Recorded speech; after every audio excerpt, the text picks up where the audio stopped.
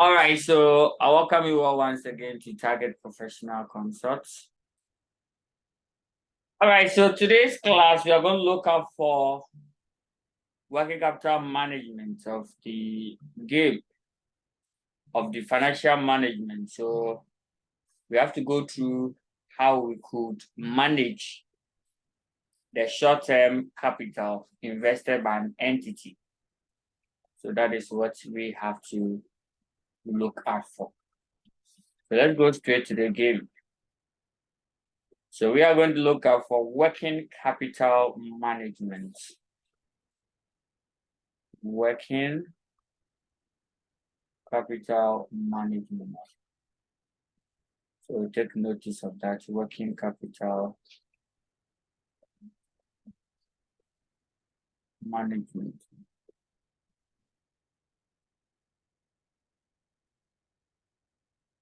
First, we have to talk about working capital itself and ways of managing our working capital. So basically, that is all what we are going to learn. First, you must know the working capital and its composition. So know working capital. First thing, working capital and its composition. You must know what comprise of working capital. So for example, when we give you a manufacturing organization, what will be the components of working capital for a manufacturing organization? Then as well as a trading company, non-manufacturing organization too. What do you think will be their working capital composition?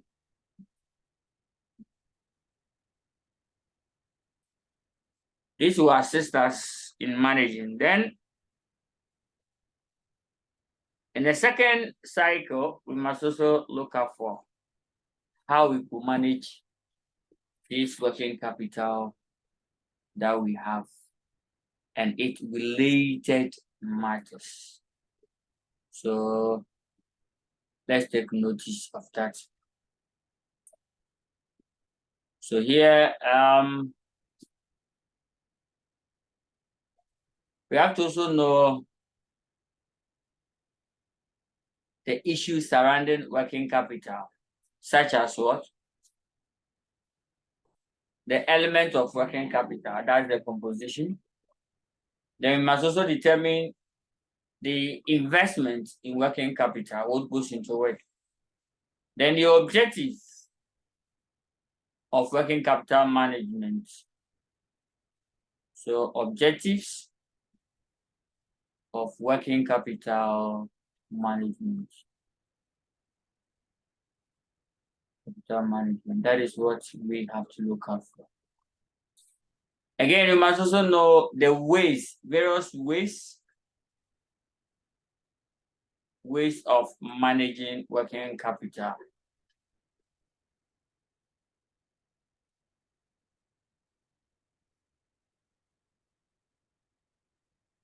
Or just call ways of working capital management.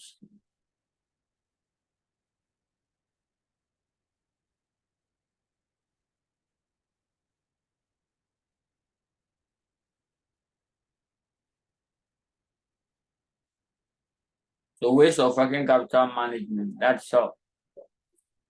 That is where we'll end. And I'll add to it financing short-term and what long-term needs of the entity.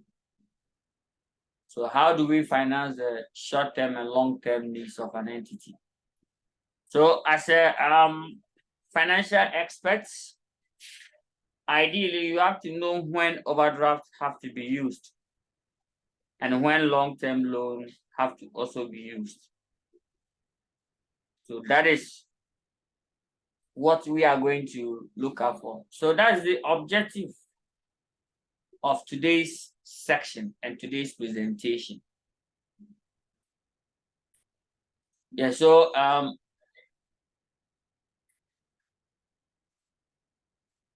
we have to know the working capital and its related matters.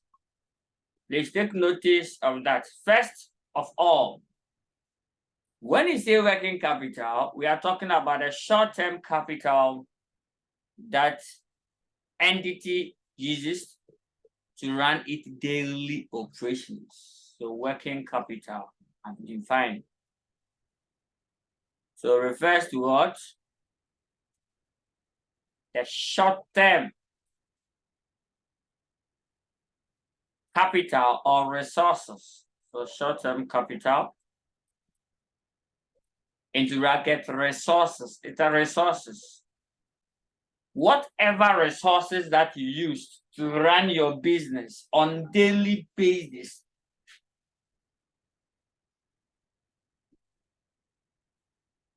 So short-term capital or resources used by an entity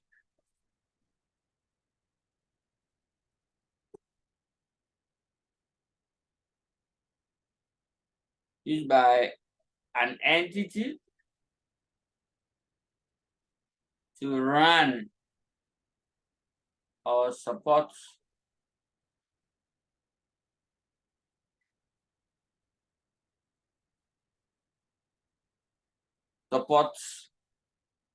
daily operations. Support daily operations. That's all. So capital that we use to run a business on daily basis, that is working capital. It's a short-term capital that we use to manage. Now, when you talk about working capital, here we could tell that, oh, mathematically, it is computed as what? Total current assets less total current assets less what? Current liability. You see, it's about time we manage this working capital well. So that's the element of the working capital. So take notice of that.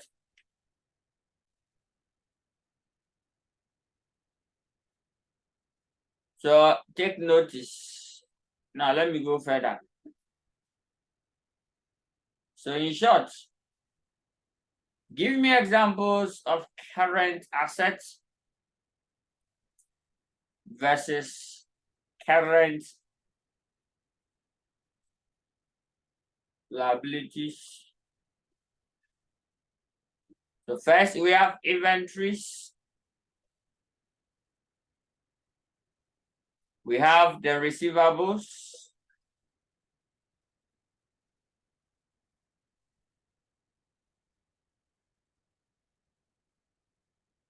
Then we have the short-term investment, cash in hand and cash at bank. So you have the trade receivables. You have short-term.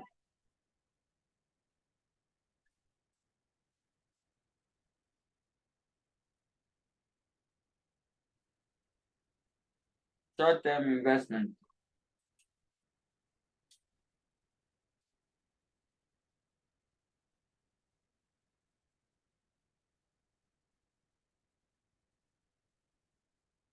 We also have cash. and bank balances. All these are what? Current assets. So this minus our current liabilities. What are the examples of current liabilities? Bank overdrafts. So we can start by saying bank overdrafts. Again, trade receivable. Sorry, payable. Trade payable. And other current liabilities, accruals. So accruals. And when I include accrued expenses or other current liabilities, so other.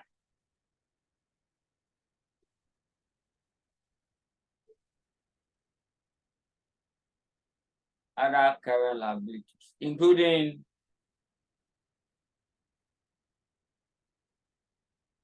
accrued expenses. Likewise, we can put prepaid expenses in here.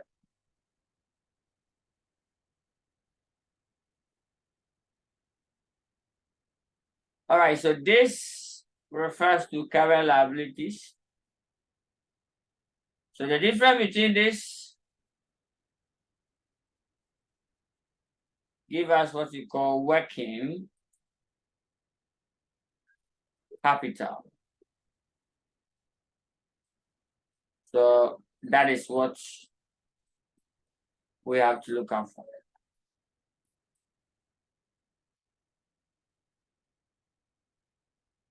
All right, so here we'll talk about it.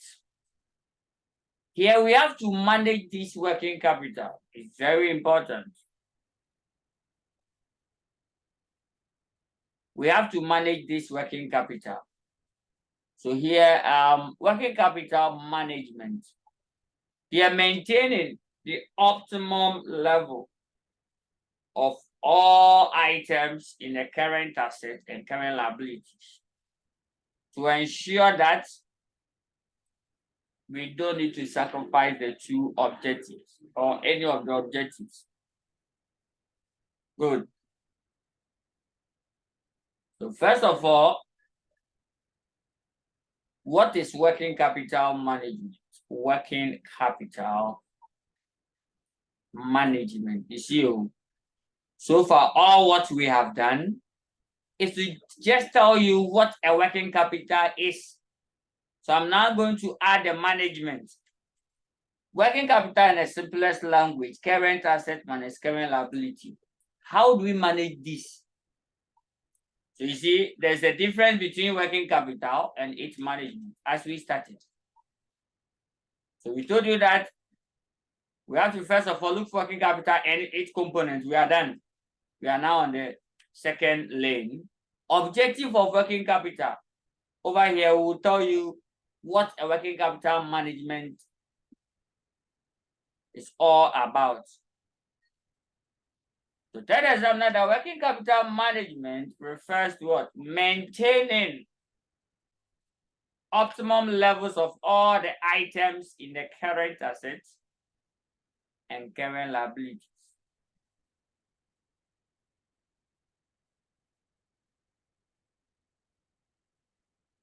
So here, third examiner refers to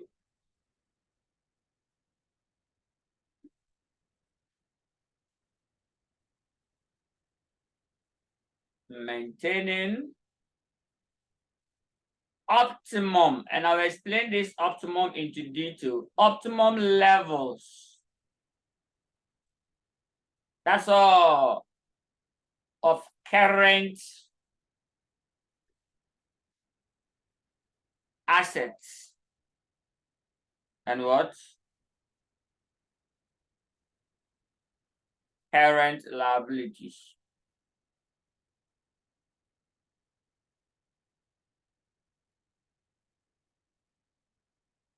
Current liabilities.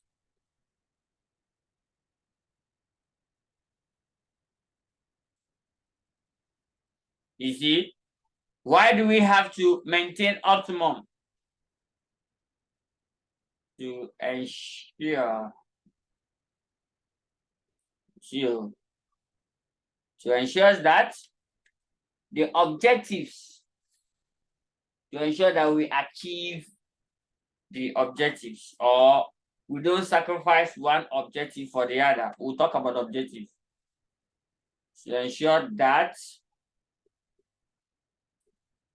the entity do not sacrifice one objective for the other. You see, there are two main objectives of working capital management. Yes, there are two main objectives of working capital management. The rest are added ones. We have like objective of working capital. Why do we keep working capital? So you see, before I continue the game, I'll talk about why working capital and that calls for management. So the management will come in if there's a call. Don't forget, there's always a genesis. There's always a root to something. So why do we have to wake up one day and say we are managing? Don't forget that we said at the initial stage that management exists if we want to use something wisely or judicially, or if we want to obtain a particular objective. So management exists when we have an aim. So what is the aim of working capital? And take notice of this. There are two conflicting aims, or there are two objectives that no company can achieve these two at the same time. What happens is an attempt to achieve the other objective, it will be at the expense of the other objectives. So why do we have working capital? Working capital exists for two reasons. All the other ones are other. So objective of working capital. If you know the objective, that is why management will come in. So management here comes in if you know the objectives. So what are the objectives of working capital itself? There are two main objectives for working capital, even though I'll add some others to it. So working capital itself, what are the objectives? Why do we have short-term resources? One, liquidity. And profitability. That's all.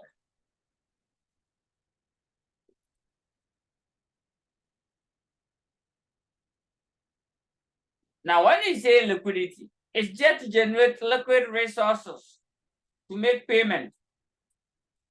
So to ensure that there's what? Sufficient liquid resources. So sufficient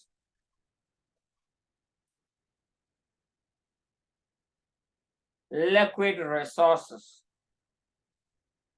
So we have working capital to create sufficient liquid resources.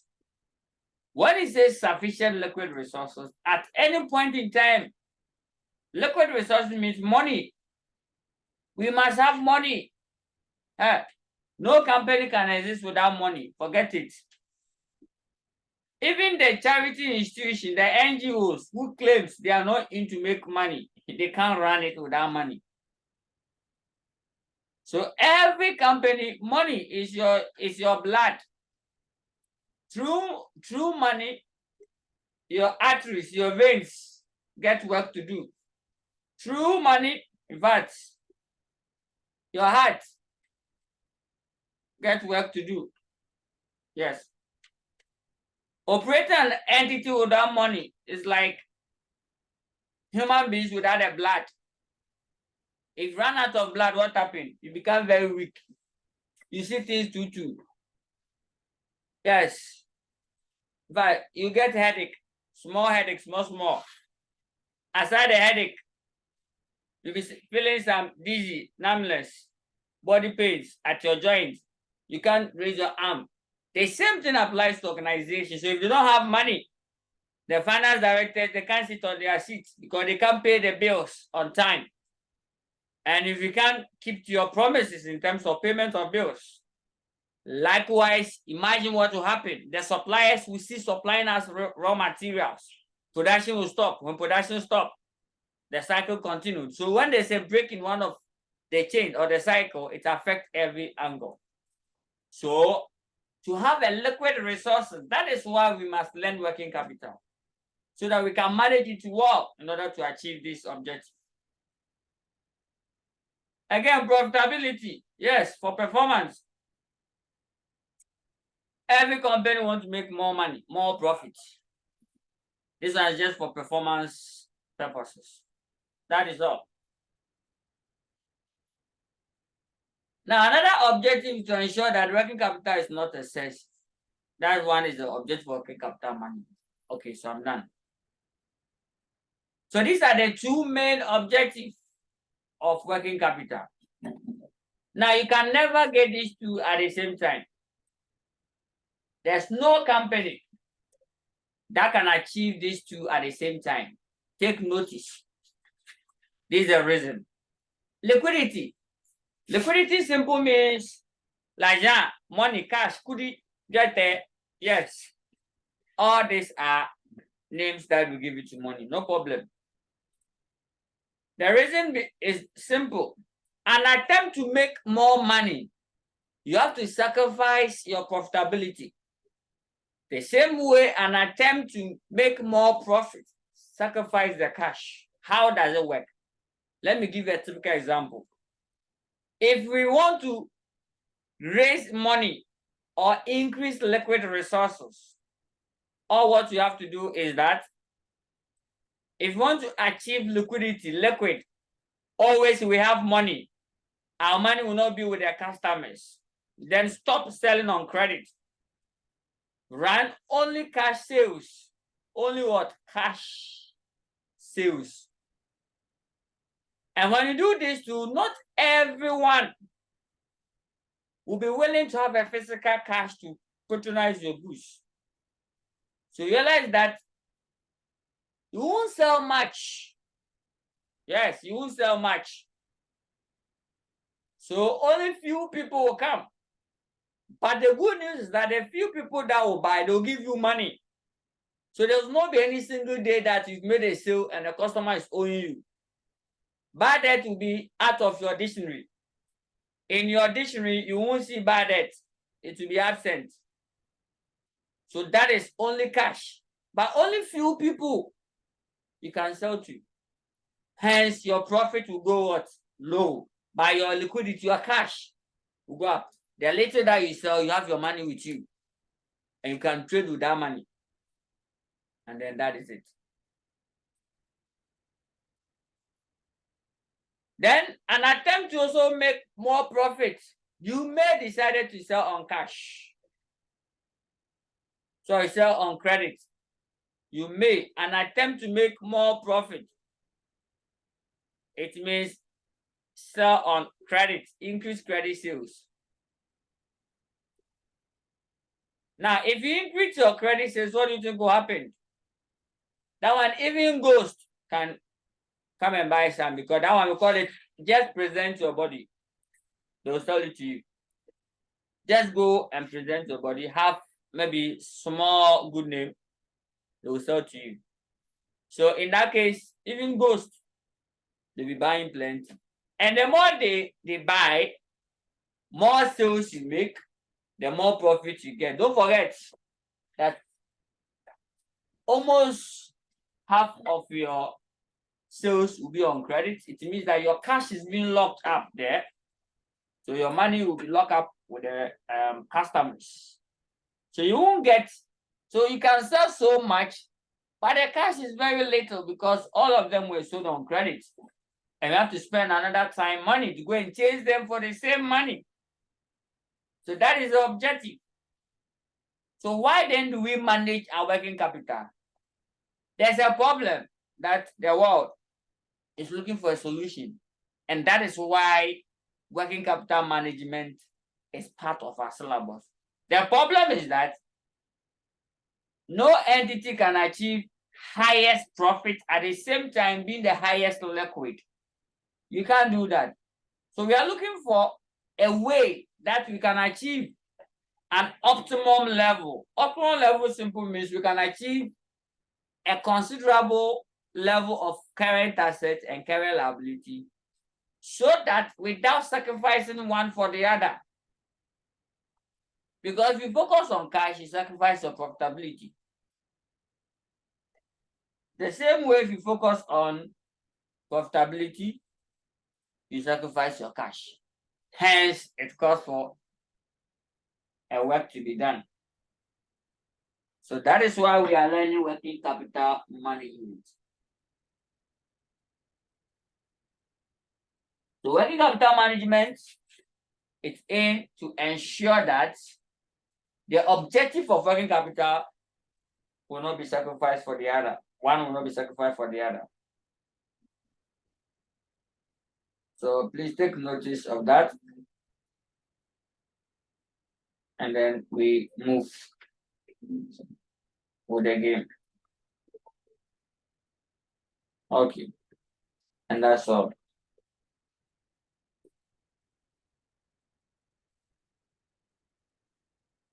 All right, so now we know why we are learning working capital management to achieve optimum level of this objective. If you don't want to achieve this optimum level, then don't manage working capital. So we are done with the working capital management. Then why do we manage our working capital? In order to achieve, so that we don't interrupt production. So for smooth flow of what? Production. So take notice of that. Now the objective of working capital management to ensure that working capital is not excessive. That's number one. And then to also ensure that there will be enough working capital. Take notice. So this one is the objective.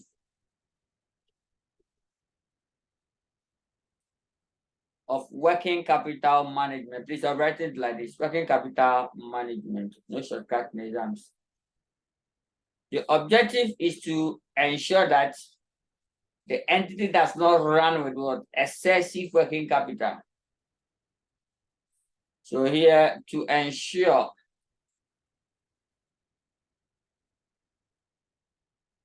that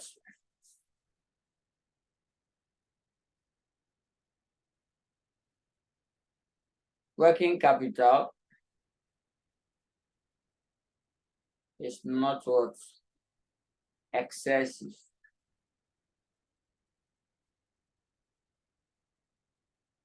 Last one, and then to ensure that there is enough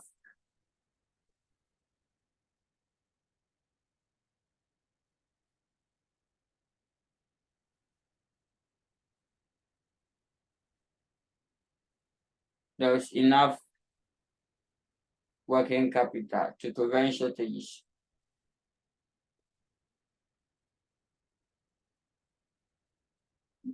And then that is all.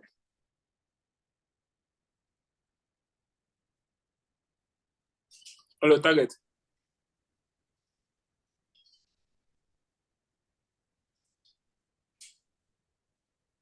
That is that. Please, let's take notice of these two things. It's very important.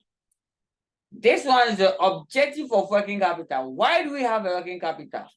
Just to ensure that we have money and also stay profitable. That's all. That one is the objective of the working capital itself. But the reason is that you need money to run organization.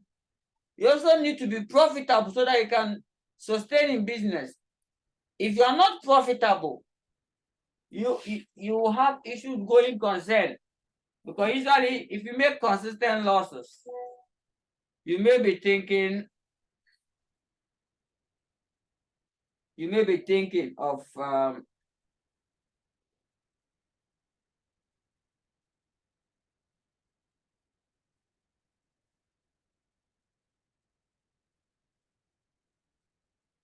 so please take notice of that.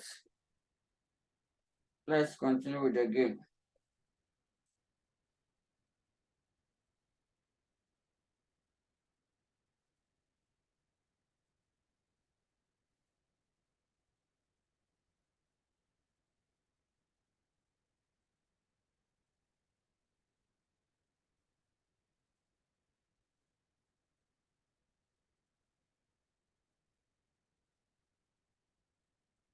All right, so basically we are done. This is the objective of working capital. And this is the objective of working capital management. Then why do we manage working capital itself? We manage it so that we can have sufficient. That's all. That's the word. So all these 2 points, we are trying to tell you that we manage it so that we can have what? Sufficient. So to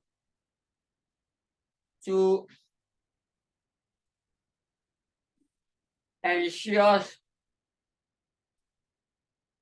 that there is what?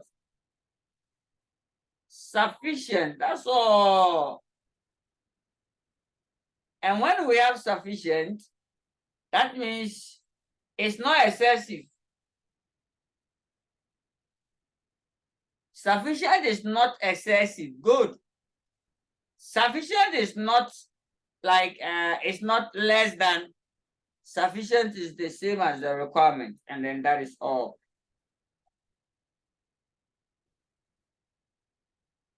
Then we are done with the game. So that is why. So the essence of we learning how we can manage our working capital is to ensure that the entity always have what? Resources to run the organization. If you don't manage this working capital well, there may be always a sacrifice. The entity will always sacrifice one for the other. So we have to adopt a policy, a methodology that will ensure that at least enough of each of these objectives has been achieved. When we do that, then working capital management has also been what? Achieved. That is all. So please take notice of the working capital management while we have it. Good. We have to always avoid excessive working capital. It's a sign of what? Surplus. It's a sign of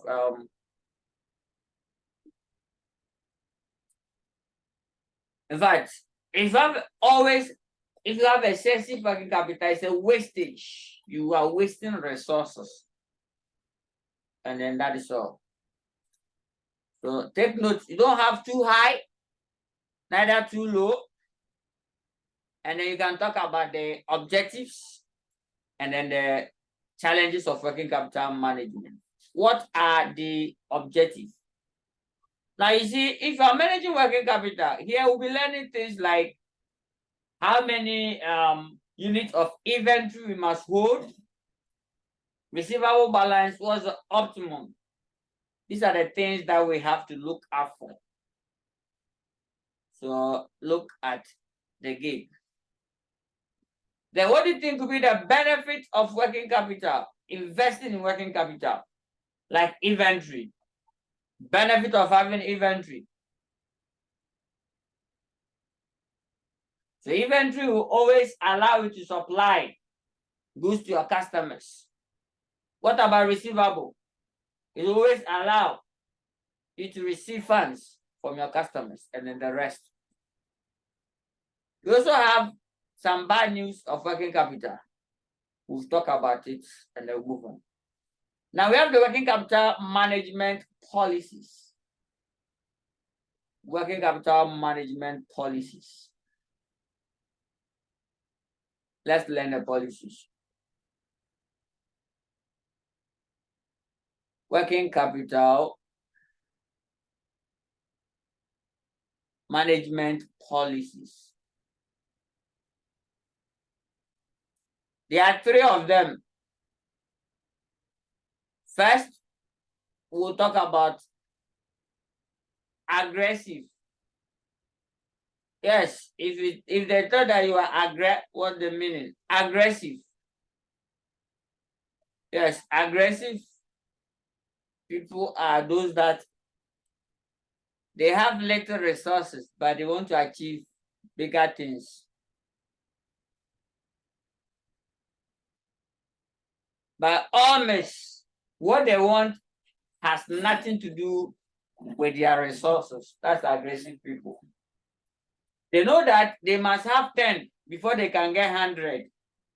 But they have 5, but they still want to get 100.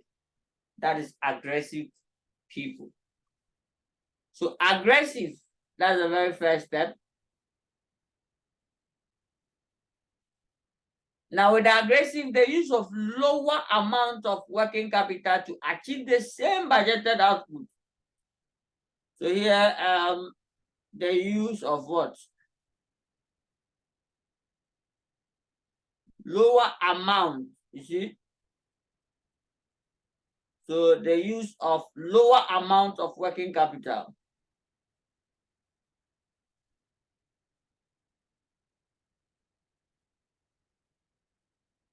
Lower amount of working capital. Lower amount of what? Working capital.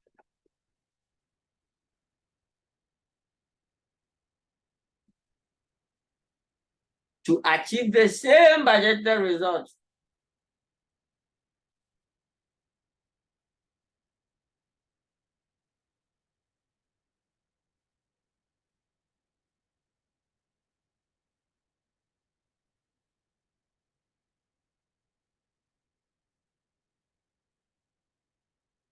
To achieve the same budgeted results. That's all. So here we are using the same. So here what happened is, if you are aggressive, you know that you need, let's say, 3 months for preparation of your exams. Sometimes you wait when left the last month and you make aggressive. 1 month to the exams is your aggressiveness. Yes. So 1 month to the exams, meanwhile, you're supposed to use 3 months.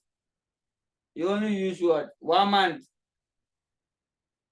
And you still want to achieve the same results of passing. That is aggressive working capital management. It will, of course, come out with advantages and disadvantages. Let me write advantages here, disadvantages also here.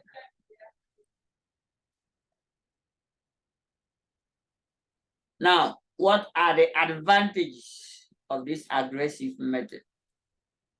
Now, the aggressive method, let me, in fact, before I go there, let me list the features. What are the features of the aggressive? Through that, you can deduce the advantages and disadvantages.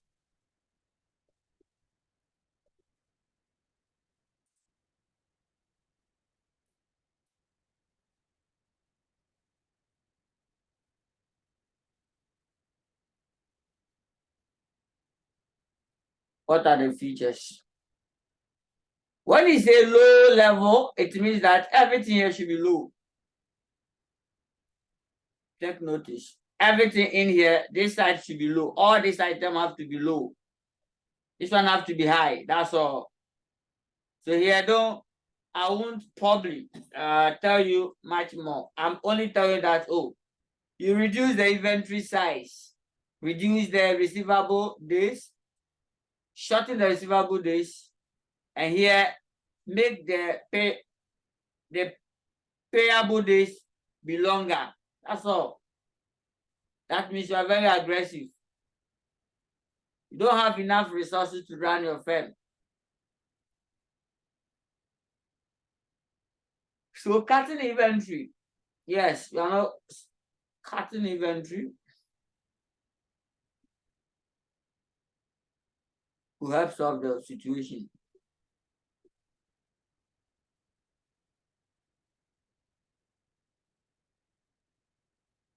Number two, speed up, reducing receivable days. Reducing receivable days.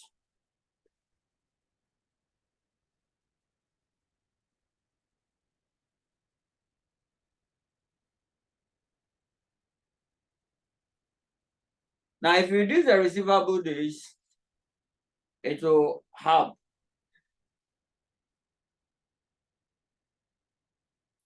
It means that customers don't take your money. And what happened to the payable? You delay payment. You delay payment in suppliers. So delaying payment to suppliers.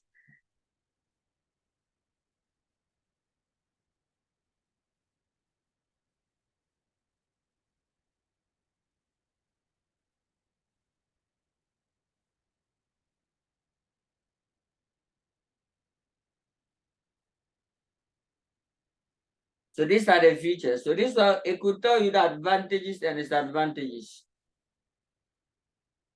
Advantages of this method. Advantages of all those who have make aggressive. And then the bad news.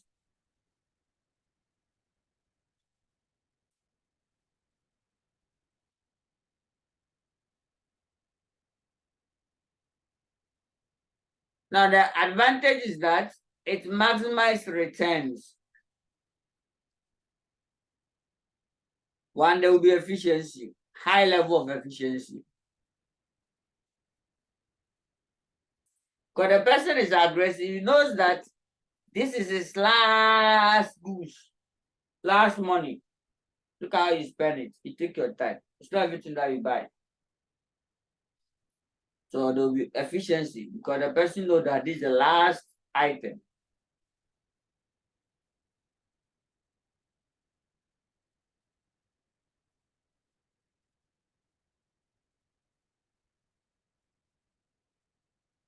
Again, there will be better use of resources.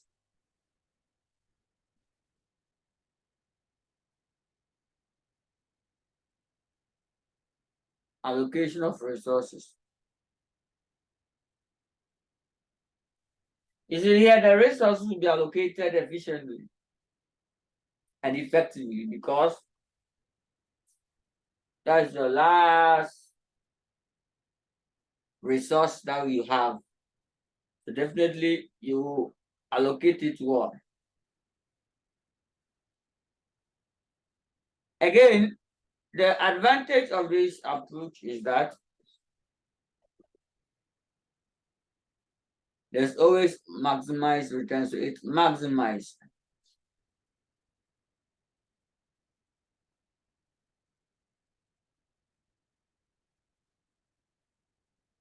Its advantages. It can lead to what? Overtrading.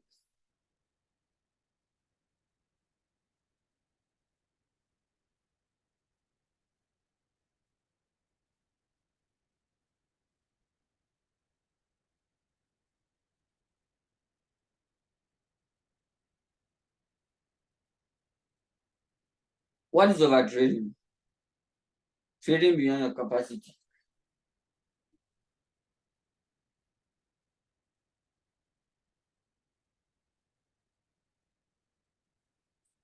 So basically, that is that.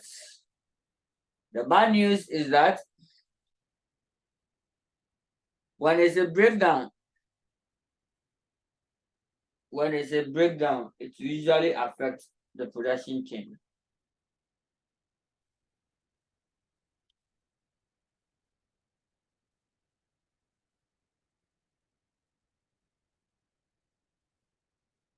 Another disadvantage is that loss of goodwill.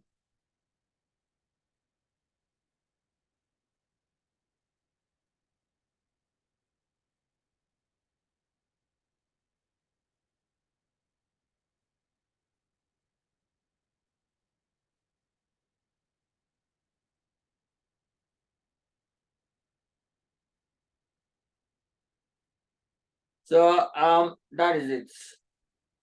a loss of goodwill to customers and then the rest. So all these are the features. Then you go to the conservative.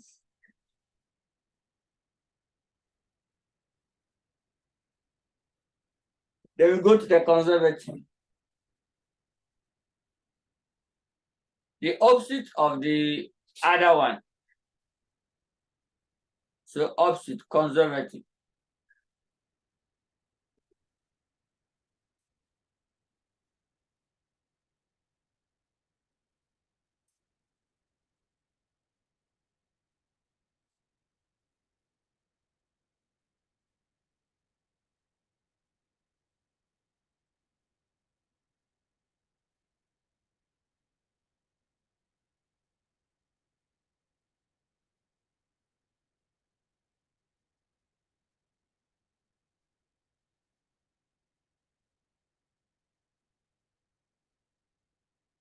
With a conservative approach, that one we use more.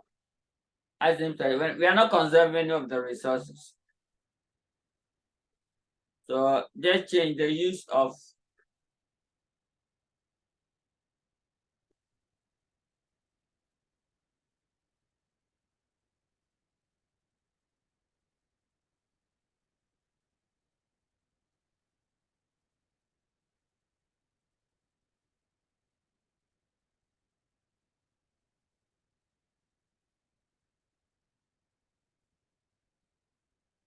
so the use of large amounts of working capital.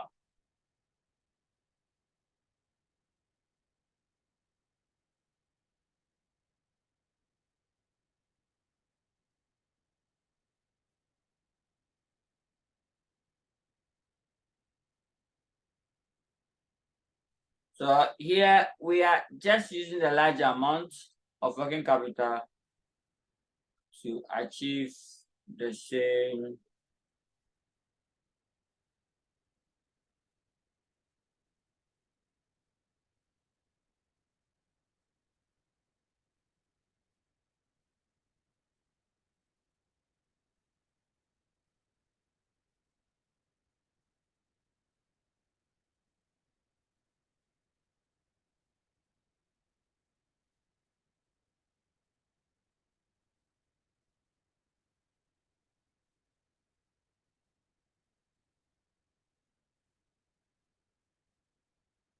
Okay, so that is that. This one, everything about the aggressive is directly opposite. So you can refer to the previous one. Let's go to the moderate.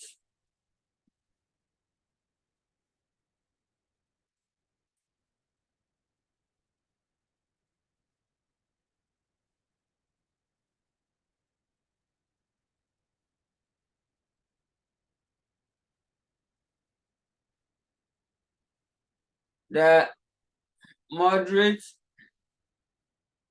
approach, that one is the middle line. So half of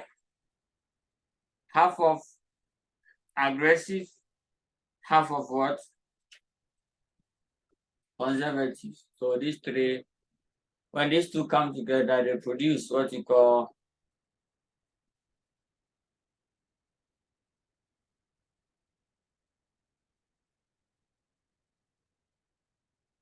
so the moderate, it's just a middle line between the two methods. So it takes few issues of the other stuff and then move on. Yeah, we can say that yeah, this is over trading. And then it can cause shortage. Here, let me add a word, it can cause shortage of resources.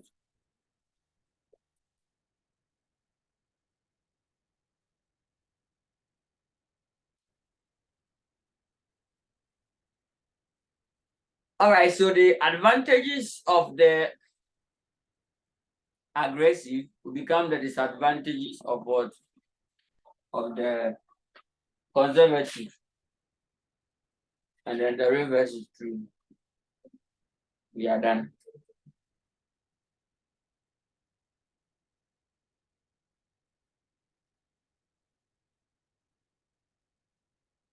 All right, so basically that is the storyline.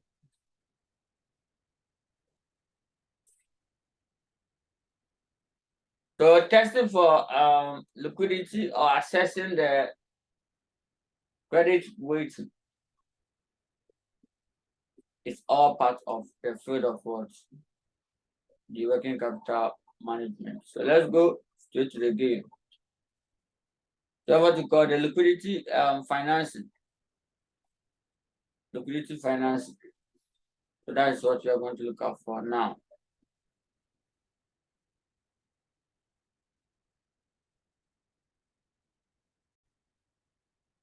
All right, so we are going to do what we call liquidity testing.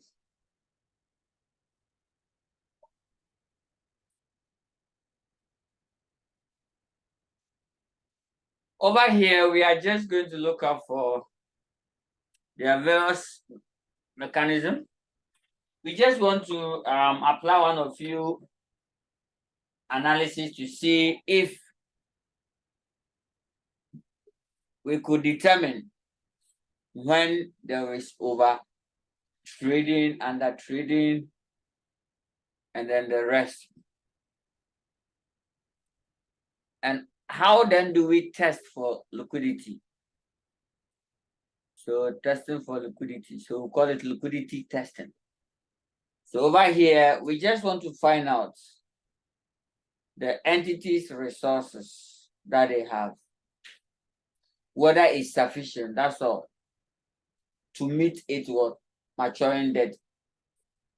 So liquidity simple means sufficiency of the entity's what? Resources to meet its short-term debt. Now, how then do we test for liquidity or testing for liquidity? What are the tools that we test for? So normally we can apply ratios. We can also test for what we call over capitalization. Over capitalization.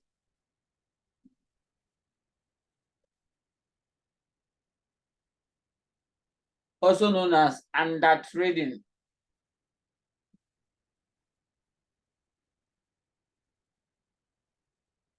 Then you have what you call under capitalization.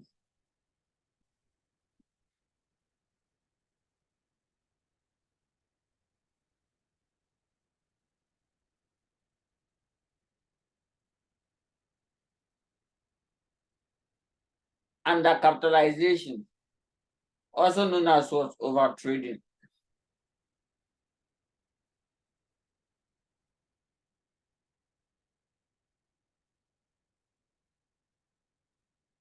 Now let's go straight to the game.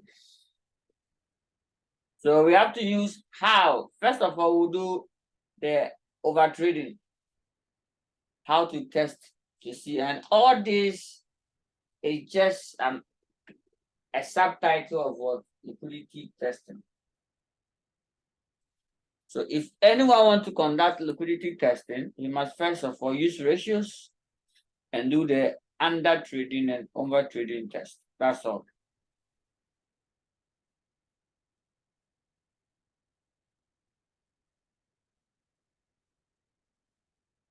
I will get it very well.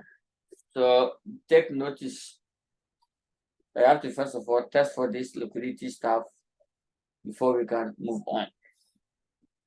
So first we can talk about over trading or under capitalization. It's a very important term. Now, if you understand it today, I'll be very happy. Over trading.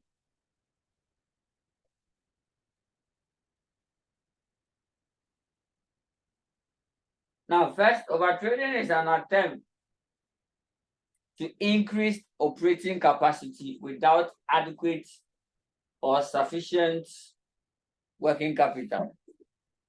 So tell the examiner that an attempt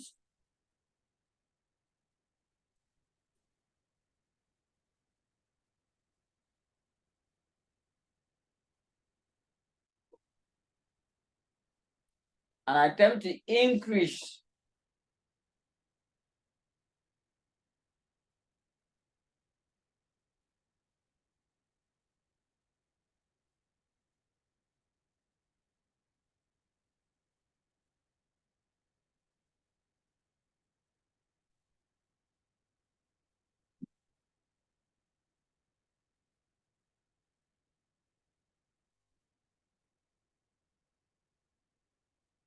So an attempt to increase operating capacity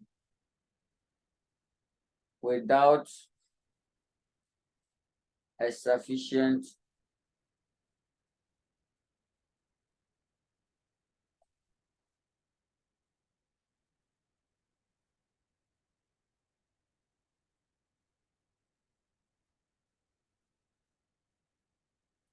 so here without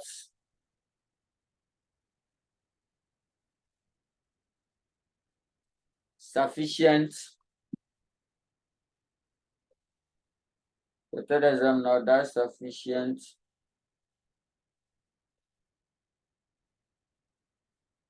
sufficient working capital.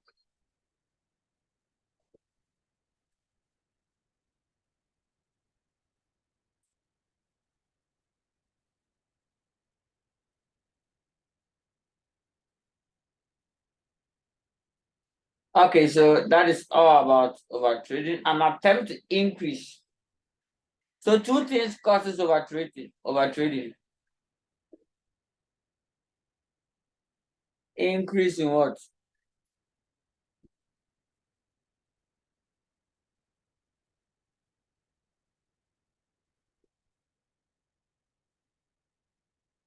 So here you increase in what? In the operating capacity, usually the sales. So increase in sales. Then at the same time, inadequate working capital.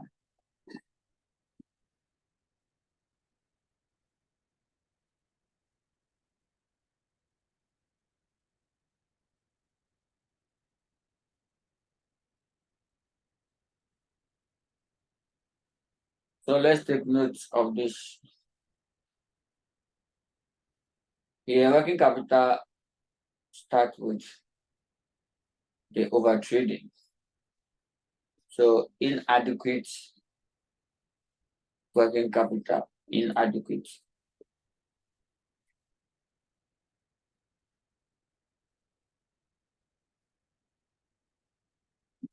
Over here, we are interested in this. So inadequate working capital.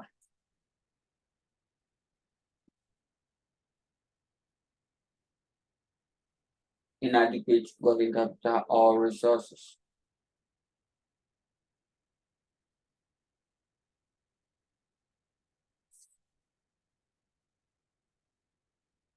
So anytime a company make an attempt to increase their operating capacity, to expand quickly without enough working capital, it will surely bring such company down.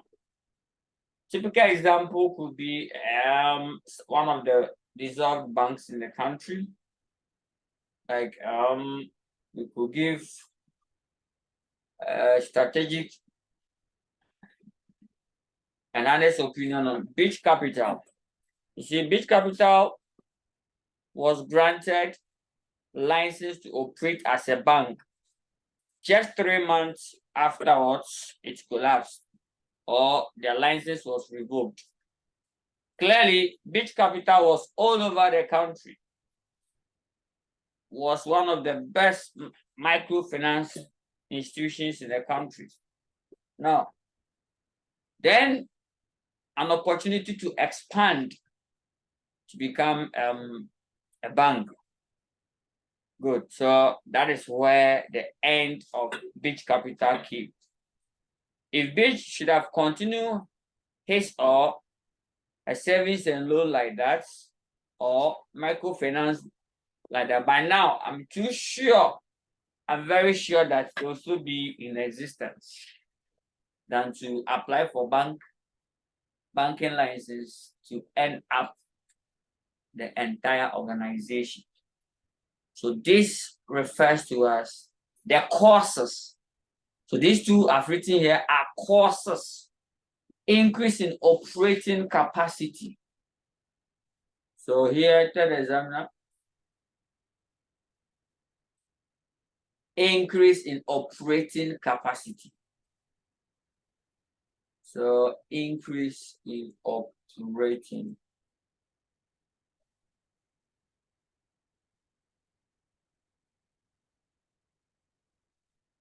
That's all. Increase in working capital and then the rest. All right, so to continue the storyline, then we can now deduce the symptoms. The symptoms.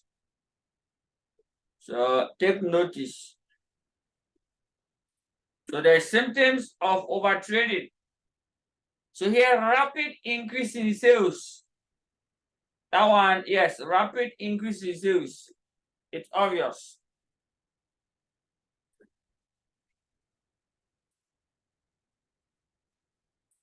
So here, expanding beyond your resources, your capability is called overtrading. So if you are doing things much more than, so I normally say your working capital, the amount of working capital is like this. By your operating capacity is like this. No. So imagine your working capital is like this. Let me see. Your operating capacity is like this. And this is your working capital. This is what you call overtrading. If this is your working capital and this is your operating capacity, looking at the size, it can't. So let me see if I can do some small sketch for you.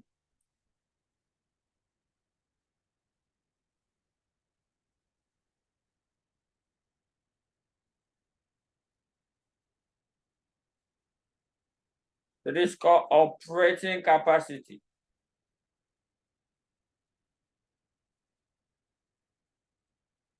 Then now, your support system.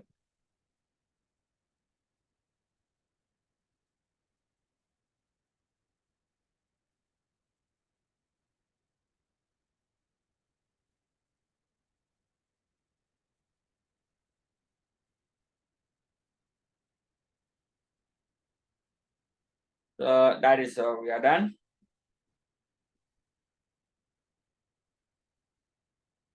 With the game. So operating capacity, look at your working capital, small one. And it's carrying this big stuff.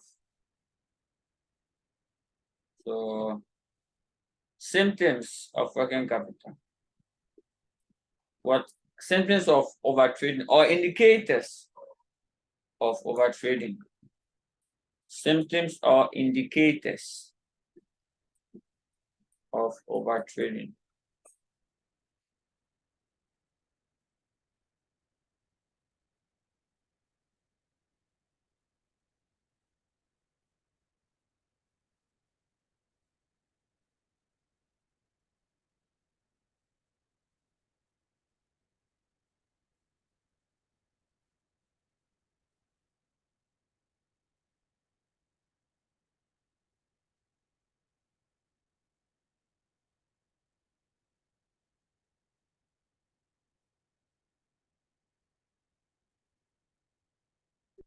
So there will be a rapid increase in sales. That's the very first sign. Your sales should begin to shoot up, go up.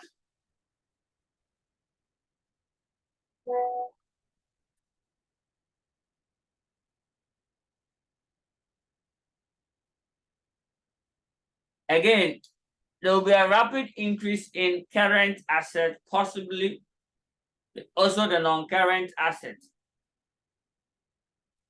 So there will be a rapid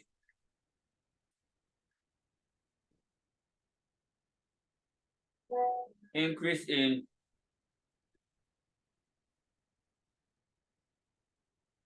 rapid increase in current assets.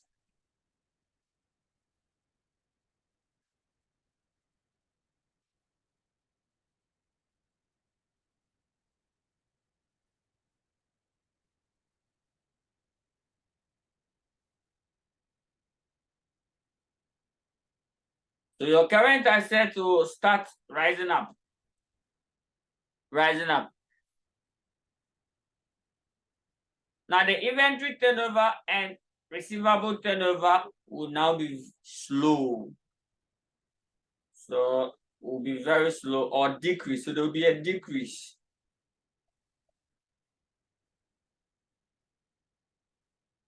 Decrease or slow in what? Inventory and receivable turnover.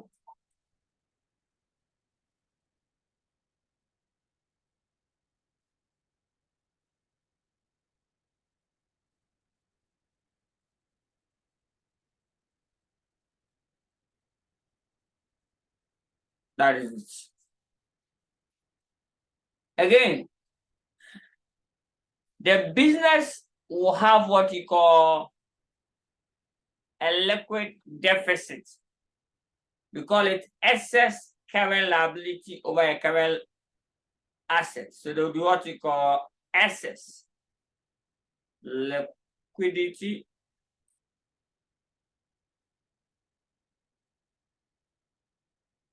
deficit. We call it excess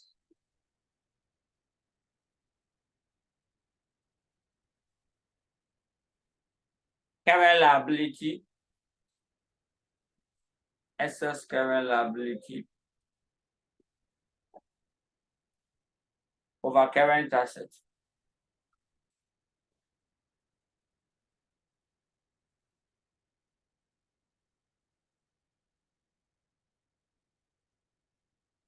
So your current liability will always be much more than your current assets.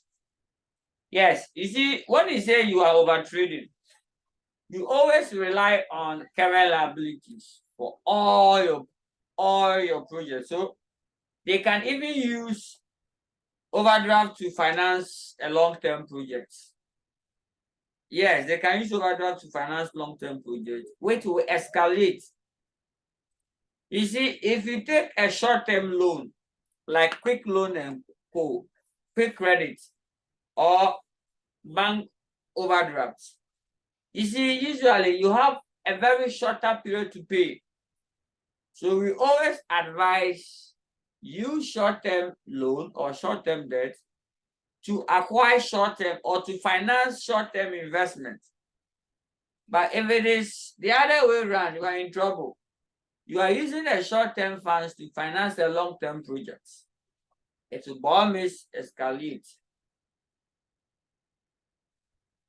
So take notice of that. The next section we can also look out for. You see, the asset financed by owner's capital falls, and the proportion of financed by credit increases. This one is very important. So proportion.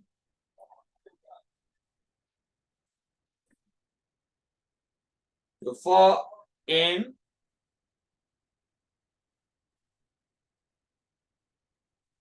proportion of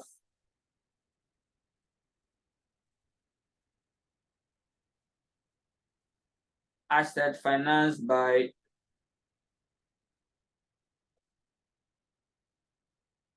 owner's capital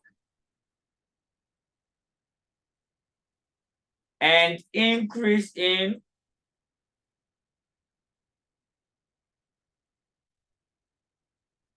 proportion of assets financed by credit. That's all. So proportion of assets you finance by credit will automatically go high because we are trying to reduce long-term funds. So everything we do, we are using credit. And if you do that, it will cause a danger. It may create an issue in the working capital management. So please take notice of that. And then we'll move on with the game.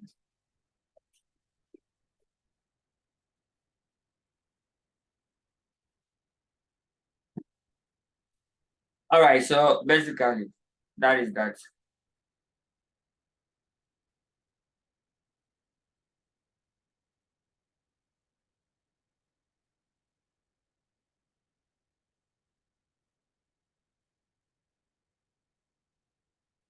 So these are the symptoms of working capital management.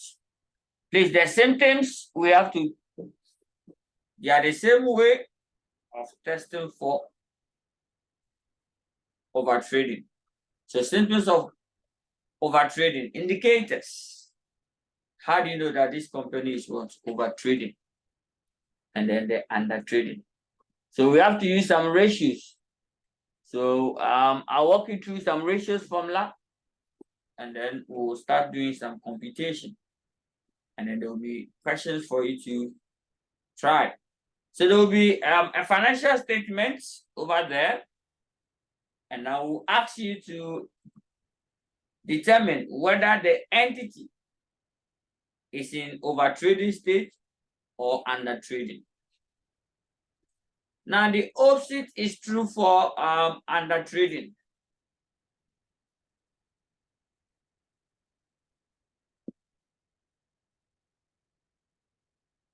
The opposite is true for undertrading.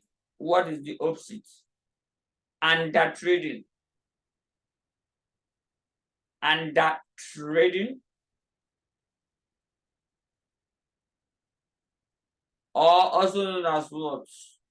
Overcapitalization. This is far better than overtrading. Overtrading can collapse a business. Overtrading can collapse business.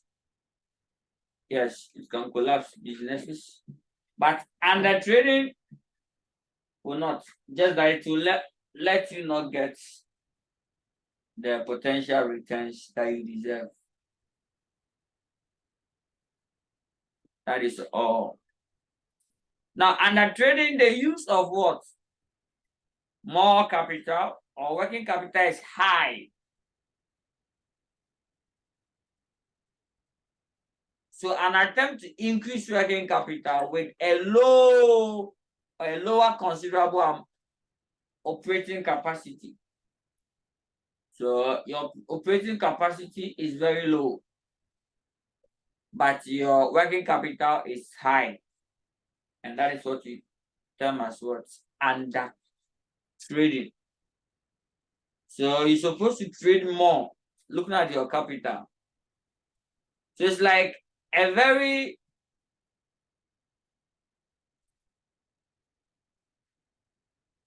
small fish in a very big river. The entire river contains just one fish. That is under trading or overcapitalization. How can one just single fish be in the entire pond or the entire river?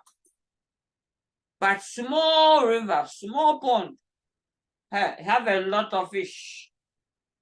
A lot of diverse fish are found in that small river. Then it is called overtrading, because maybe the population of fish inside that river is much more than the entire, in fact, or elsewhere. Then we can say that they are in what? Over trading stage. So with the under trading, everything we said is directly opposite. So all the point two is like that. And then we move on. Then let me the ratios. So we can use ratios to test for liquidity. We can use under or over trading to test for. So let's look out for the ratios. The ratios, I'm interested in the formulas. So first we'll walk you through the liquidity ratios. So what are the ratios that we can use to test for liquidity?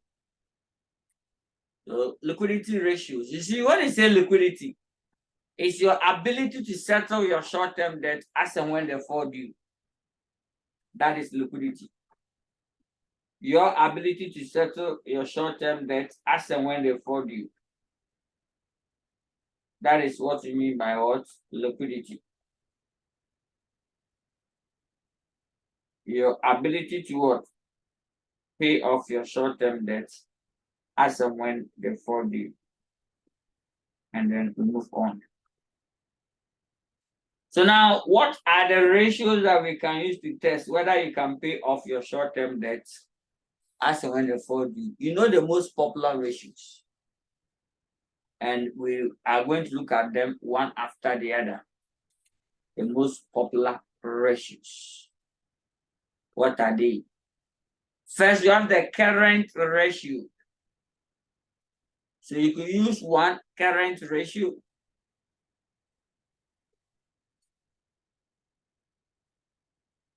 When you talk about current ratio,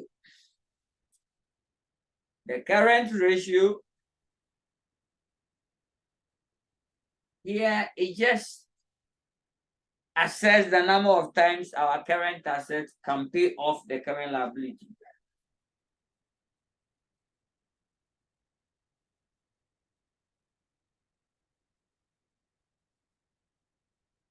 So ability of the entity to generate resources to combat. So the number of times the current asset can pay off the current liability is referred to as what? Current ratio. It is given to us by a formula, current assets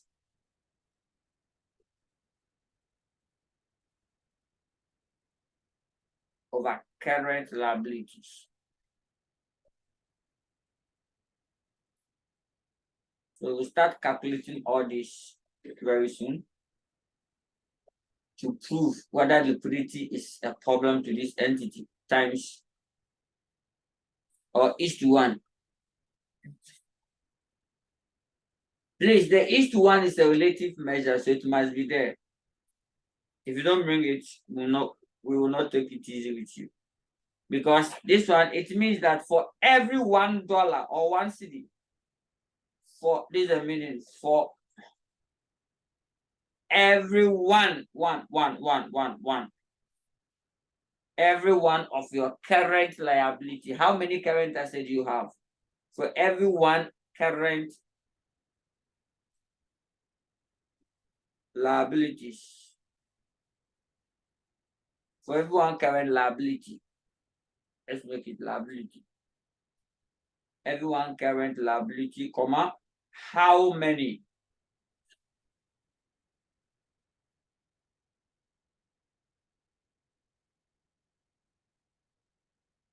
How many current assets do you have?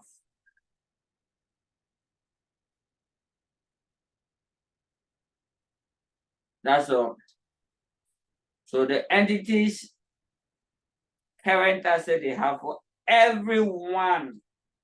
So that's why the one is very important. It's a relative measure. So how many current assets do you have in respect of one of your current liabilities?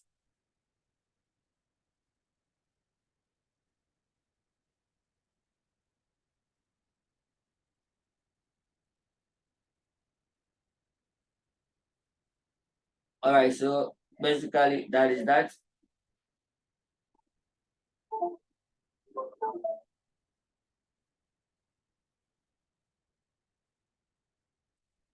Now this ratio, the higher the better, the reverse is true. The benchmark range from its range from 1.5:1 to 2.5:1. Or you can find the average of these two figures, you get 2. It can also be 2.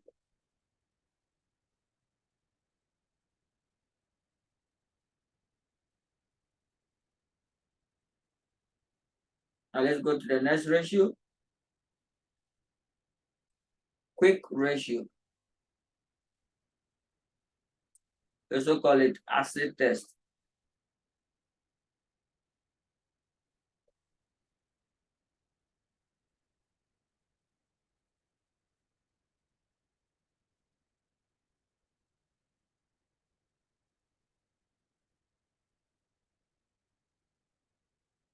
All right, so asset test ratio.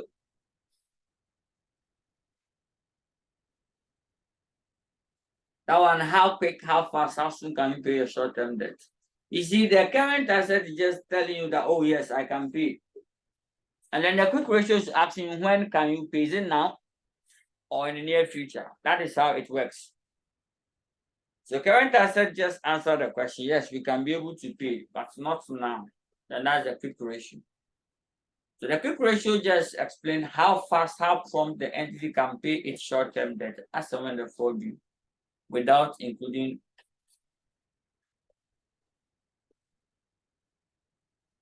inventory.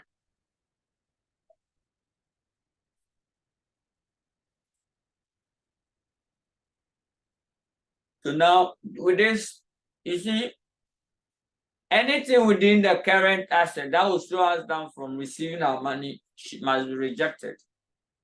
So here you bring your total current asset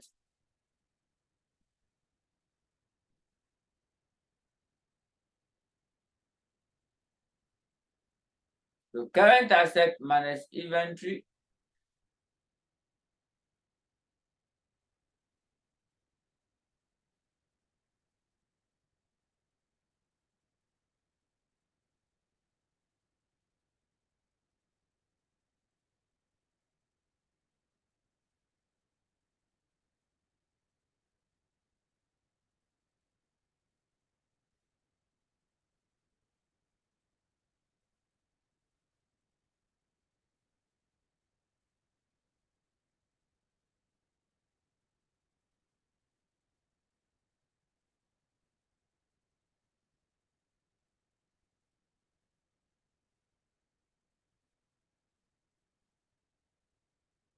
All right, so that is that again is to one.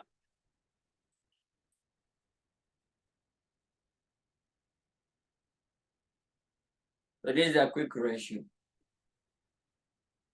This ratio explains how fast, how soon can we pay off our short term. So anything that wastes our time, we take it off.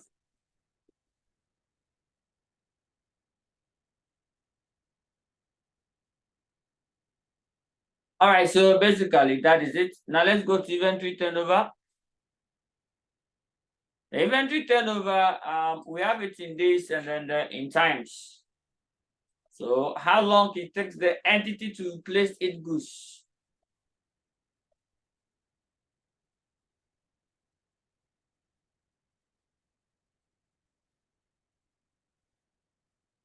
The inventory turnover.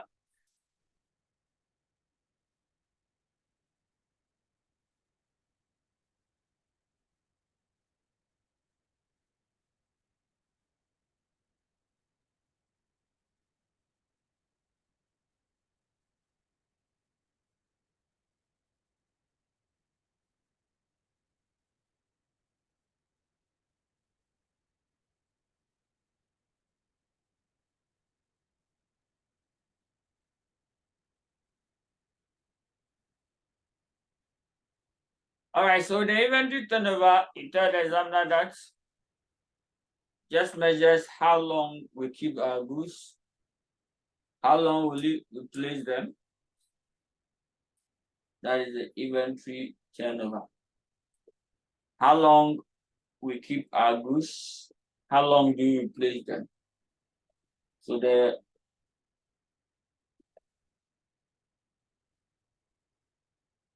here the goods, some of the goods, it take a very long time for you to sell. Like tractors, heavy duty machine, excavators, crane ships, those items, if you buy them and sell them, then ideally that is the angle that we are coming from. So inventory turnover is just trying to tell you how long you normally replace your goods and how long do you want to sell them. So how long it takes before you sell your goods. That's what we mean by inventory turnover. And then we move on. Another ratio that we have to look out for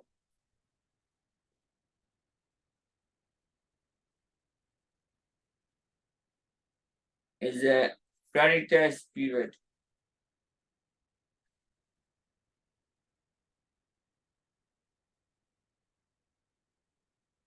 So you need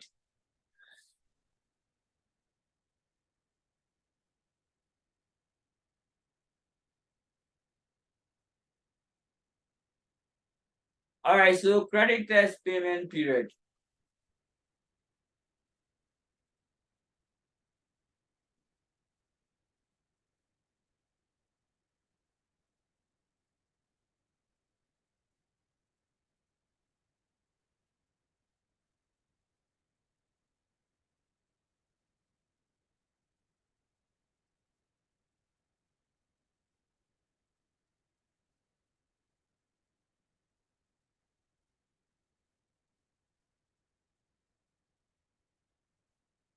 So creditors payment period. So how long it takes the organization to pay each creditors right after sales.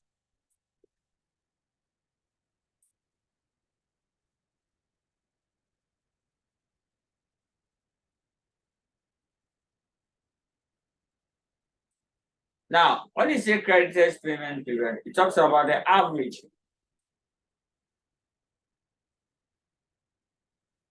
Here, we normally deal with the average payable.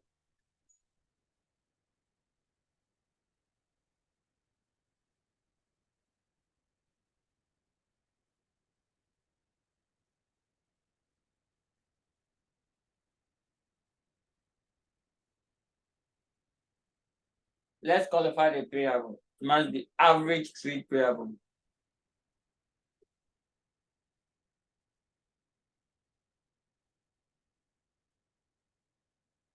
Over cost of sales.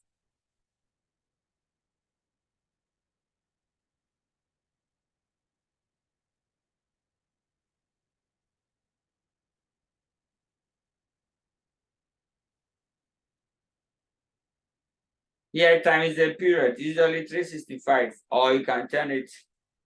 It can be 12 months, it can be 52 weeks, it can be daily, 365 days. So here we are assuming that it is daily. We are assuming that it is daily. And then we are free to go.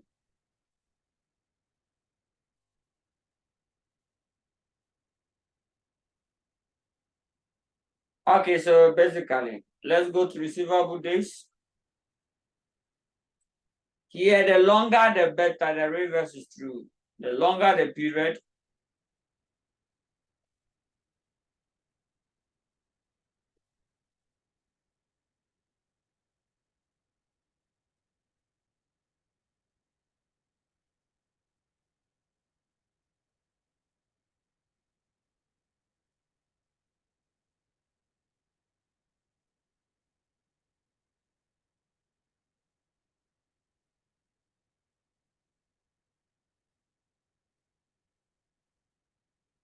again, we can also have receivable collection period.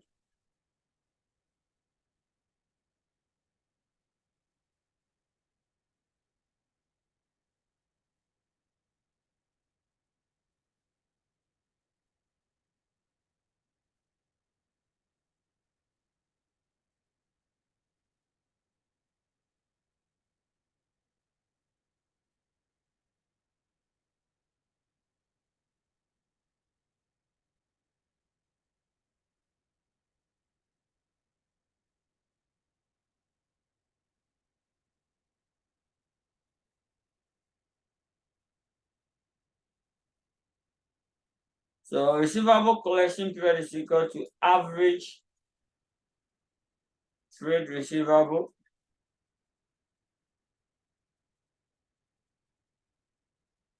over here receivable. What happened before? Where exactly can we get receivable? Other correspondent. That would be credit sales. So you select of credit sales. If there's no credit sales, can you pick the total sales?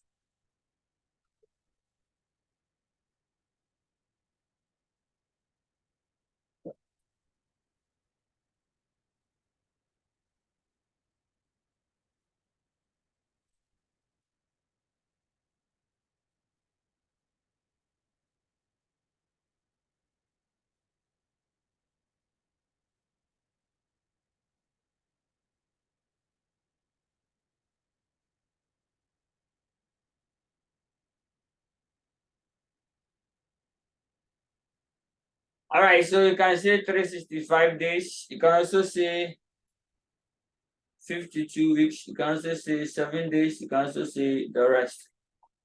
So all these are very important, the formula. So take notice of working capital and its related matter.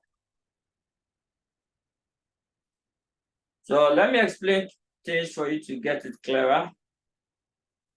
Please take notice. There's a difference between trade receivable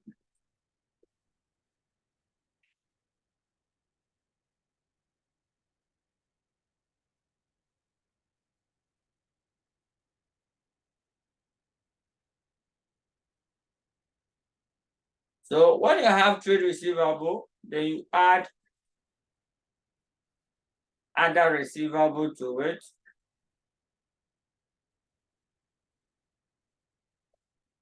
So that is that. Then you now less from it. Or when you put the two together, it's called account receivable.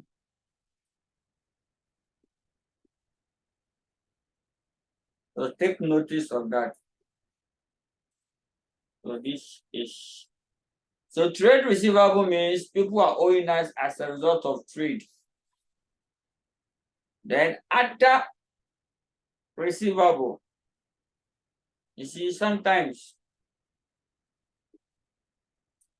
someone may owe us, not necessarily that we have sold goods to the person in an ordinary course of business. Then what happened? Then it means that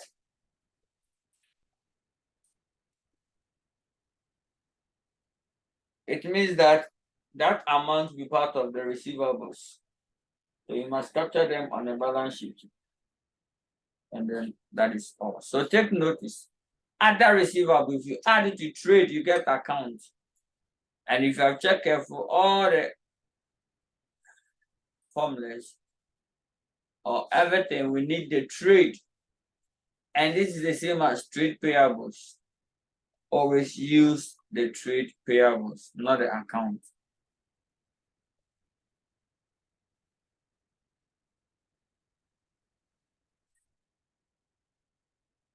Okay, so basically, that is all for that.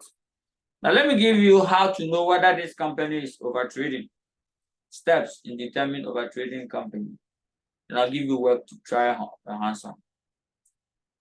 Steps to determine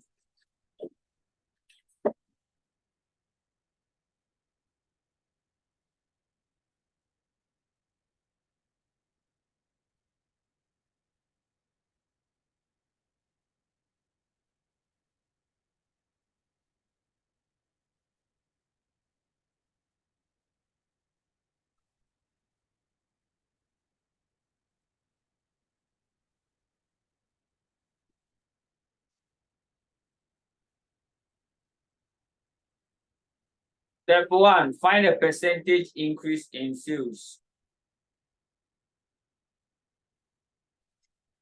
So percentage increase in sales, calculate it.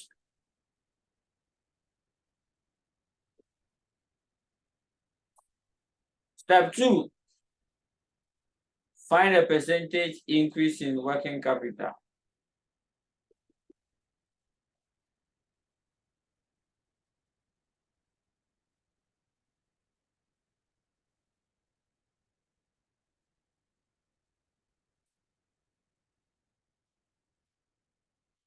Now compare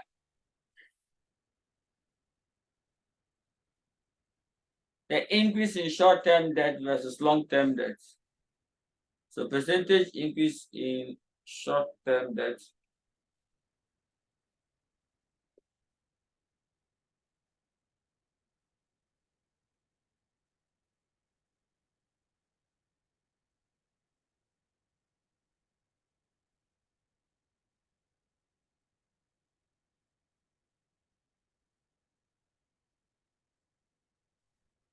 All right, so basically, there are a lot of them that you have to check in an attempt to determine overtrading. you always have to check the movement in the current asset against the movement in the current liability in order to disclose whether there's what under or over trading.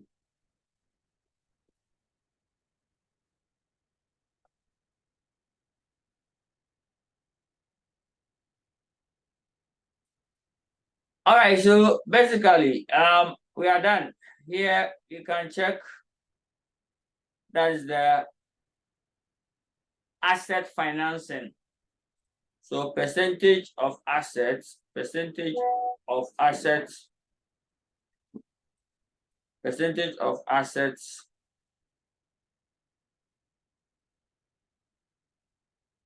financed by owner's capital, by equity.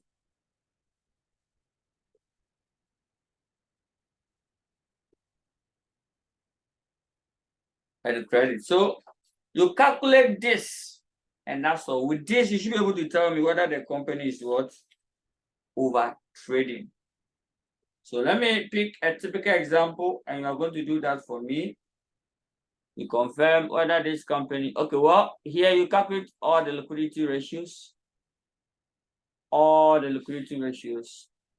Then I do the working capital cycle. So let me give you trial work. Check your the material or the book on the data page. All these materials have been uploaded there. Check those. A trial work in it called liquidity testing. I will share the material too on the page for you so that you can easily pick it up and go. Now, in this material, you are required to calculate all the liquidity ratios we have looked out for. And we look out for the working capital management cycle or working capital cycle. That is a full section on its own. Good. So everything here, trade account receivable and trade account payable. So these are the things you must use to compute your liquidity ratio. So please calculate the liquidity ratios over here for me for both years. And then that is all. Good. So even here, you can test. So I'm giving you 2 questions in all. Calculate all the ratios, then now test and tell us whether this entity is over trading or under trading. I'll show you the page numbers and everything on the page, so don't worry about it at all. So our class page and our digital page too will have all these materials being posted there several. So if the questions are 2 that I want you to try your hands on for me. And then we'll do the working capital management cycle. So you see, when you are talking about trading, you are doing excessive volume, much more than you are doing. So high rate of annual sales, all of them causes over trading, and then the rest. Again, we have the solution for over trading. Please just turn the causes upside down. That's all. Don't worry. So when they ask you the remedies to over trading, we have the effects and the remedy. Take notice. You can get a question. They will ask you 1, explain over trading. Number 2, tell us the causes. Number 3, tell us the symptoms. Number 4, tell us the effects. Number 5, tell us the remedy. All this, we are just trying to see whether you understand the terms. You see, the causes are here. There are 2 things that cause over trading. 2 things that cause over trading. So these are the causes. Anytime you increase your operating capacity, or when you have inadequate resources or working capital, it creates over trading. Then we have the symptoms. All the symptoms are coming from the causes. So have you seen the symptoms of COVID-19 and cause of COVID-19? They are different. So these are the symptoms. So this is how a company which is operating or which is over trading will behave the sales will increase rapidly. And then the rest, we continue the storyline. So take notice. Then your current assets will also increase because you are trying to do more with little resources. So you try to increase it. Up to certain amount, you can increase it again. And that is where the problem starts. So at the initial stage, your sales will be increasing. Likewise, your current assets will be happy and say, oh, wow, you will get profit. So you'll be very happy to see that, oh, wow, not knowing I can get profit even when I do a lot of businesses. So company with little capital running almost all programs. So that is the game.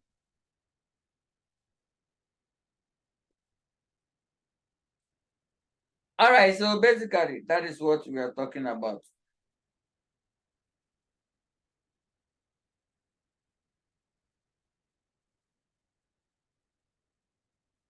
So the remedy is to turn this point upside down. So remedy to overtrading is to reduce the operating capacity. So reduce the operating capacity. That's the remedy.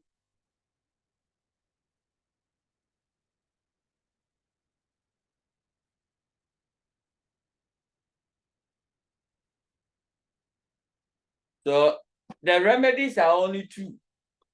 So the same thing that causes it, use it as a remedy. So reduce the operating capacity and increase working capital. That's the remedy to overtrading. Reduce. So reduce. Reduce. So remedy to overtrading is what? One, reduce the operating capacity. So if you are selling more, you are doing more businesses with a little money, please reduce the number of businesses that you do with that little money. Yes, because it may lead to collapse of several businesses that you are engaged in. So that's the first point, reduce the operating capacity. Yes. Number two, another cause is to where your working capital is inadequate. So increase working capital. Add additional working capital, pump more working capital into the business. And that will save the situation from where? Over trading. That will save the situation from over trading. What do you think will be the consequence of over trading? So over trading, in fact, it leads to insolvency. Thank you. So over trading leads to insolvency unless there is what? Remedy.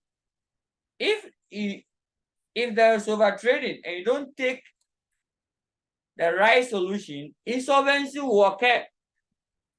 You see, if the sales continue to grow, now the overtrading continues because the company cannot finance the growth in business.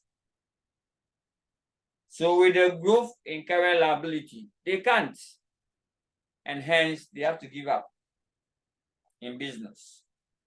So overtrading will lead to inadequate liquid resources due to what? Insufficient long-term capital funding. Overtrading to check, they normally use short-term funds to finance most of the assets. In that case, check careful.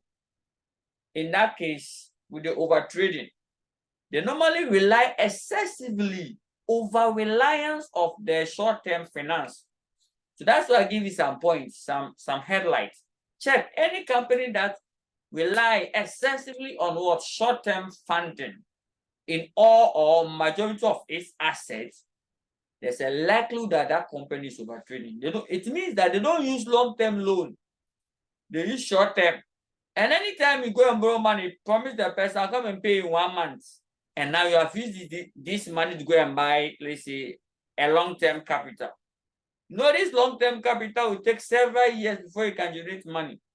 Now, where else will you go and then get this money, go and pay this short-term loan? Then you now start borrowing money again. You now start going to borrow short-term funds to pay another short-term fund to extend. So if you left 1 month, go and borrow another short-term funds, that will extend the period to, let's say, 3 months. You should come and pay. When that one is getting due, you go and borrow another money again. And these funds that you are borrowing, it comes with a cost, increasing the cost of business. So that is how overtrading is. So overtrading, excessive use of short-term finance can cause overtrading, because if you don't use long-term finance to support the long-term assets and use the short-term finance to acquire your long-term assets, there will always be a problem. Please, you cut, in fact, the quote according to what the size, your size. If the asset you are going to buy is a short-term, ideally the best form is what? Use short-term finance. If the asset you are going to buy is a long-term asset, use long-term loan to buy it or to acquire it, or else overtrading will what? Escalate. So take notice of this overtrading. So the effect or the consequence of overtrading, it will lead to what? Insolvency. That's all. Tell the examiner. Overtrading leads to insolvency. And insolvency will only occur when, up to a certain point, your sales will be increasing and your current liability will not be enough to finance the increase in what? Sales. And hence, the company becomes insolvent. And the remedial action is to just turn the points upside down. Now, let me give another trial work for you to work on. So there are 2 questions you're going to work on. I'll show you all the page numbers where you have to look at them careful for us. Now, in all the 2 questions, you are calculating all the ratios. And this time around, I'm asking you to add what do you call the testing for overtrading. I'm giving you the headlights. How do you know that this company is overtrading? I'm giving you points that you have to calculate. So there are some specific ratios that you could calculate to check whether the entity is what, overtrading or undertrading. Take notice of that particular one. Secondly, too, you have to calculate all the ratios. Let me show you, and then I'll display all these questions on your Lekita page. In fact, you have it already. I will display it again in the class page. On our class page, if you don't have access to this, you let me know on the class page. I'll put it there for you. So this particular page 8 example, yes, so page 8 or page 7, try hands on this one. You are testing whether the company is what? Over trading. So just test whether the company is over trading and calculate all the sales, all the ratios, and then we are free to go. So basically, that's how we'll probably look at the first one. So the second section is the inventory management. So our next meeting, I'll do the working capital cycle. That's the net operating cycle versus inventory management. Then when I end inventory management, I pick receivable management and then the cash management, then 3 management levels, then we are free to go. So basically, we've ended well, and then I have to recommend everyone. Now, let me do this small exercise. All these materials and everything are duly uploaded on our page. So take notice of that and then move on with the game. All right, so